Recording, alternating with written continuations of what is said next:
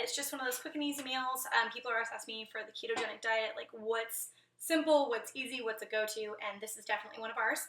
So organic grass-fed beef from Costco, pork rinds.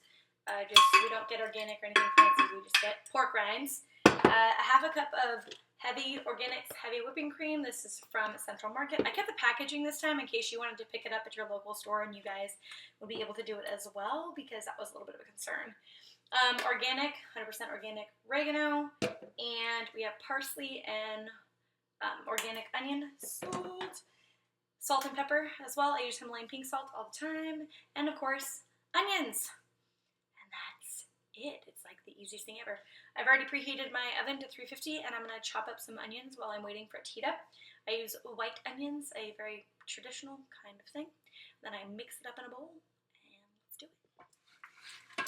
Anyways, I had to grab my skizzers. So we've got this. I wish that I was more zero waste and that I didn't have meat that was packaged in plastic.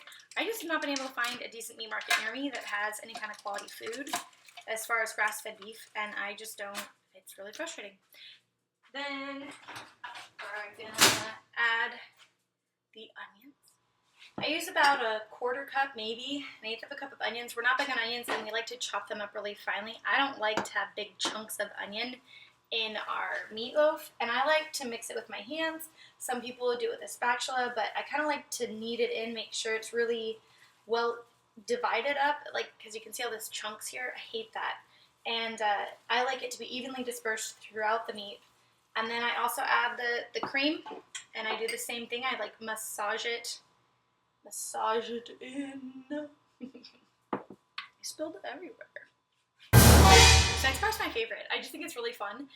This is a meat hammer, whatever, mallet, and these are my pork rinds. I put them in a towel, and I smash them until they are small enough. Not super small because it doesn't really matter. It's just a preference. So you want it fluffy, sort of aerated meatloaf instead of like a burger in a pan. You want it to have that aeration. It's gonna be in this. Just show you the tag on the bottom. You might ask why I do it this way, and it's because if you do it through plastic, one, plastic's bad for the environment, but two, I find that it doesn't break as easy. Like the mallet would often break through the plastic, and then I'd have pork rinds all over my freaking kitchen, like in this fine powder dust, and not even my amazing dogs who work as vacuums could make that work. Now we just open it up, and you can see that it's finely pounded. And if you have any like larger chunks, just hit that without even any paper towel. They won't pop anywhere. I like to use stale pork rinds because they tend to go stale pretty quickly in the cheap bags that they come in, which is why I bought that container to try and seal it. I'm just going to add this into my already done meat. Just make it into a little funnel and just kind of divvy it out there. You're good. Then if you've ever baked and you kind of know that folding pattern that you do with like really thick dough, you want to pull the meat from underneath the bottom and push it onto the top. A little bit of meat belongs good enough. And then once you're satisfied with it, you can add in the spices, which you just put in a little container to make it a little bit easier to kind of get it all going. So just like that. And we're going to put it in the pan. Add one organic, super free-range chickens that aren't fed corn, awesome brown egg. We get ours from Costco. Get most of our stuff from Costco. And then you're good. Make sure to grease your pan. Kerrygold is kind of like the holy grail of the ketogenic diet. It's milk from grass-fed cows. It's a great company. I highly recommend it. And then I just do like this.